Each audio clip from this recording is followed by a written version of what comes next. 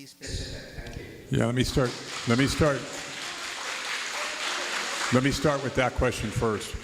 So it's not 7 years, it's the next 2.5 years. So the first part of it is, and let me be very specific, the city manager and I have talked about reimbursing the city for a year of TOT that we've done with not every, but a couple of the hotels that we purchased.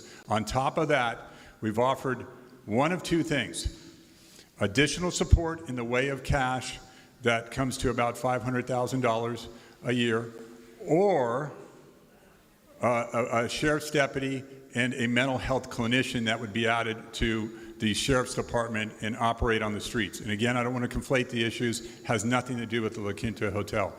After 2.5 years, the sheriff contract is up at that point in time. It will allow us to opportunity to see where Millbrae is financially, how the other hotels are doing, how this hotel is doing, and then we will negotiate at that point based on the situation they're in. I hope that answered your question. I have one more question. I'm sorry, no, let him finish because he had a second part. I'm sorry. The first part is comparables on Yeah, comparables on crime.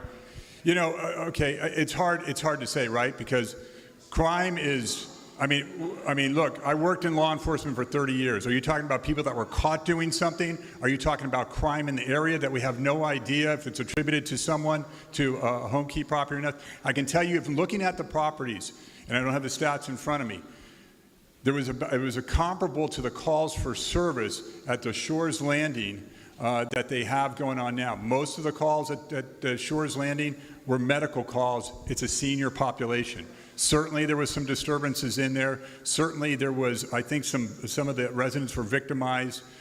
Those type of calls that I do recall.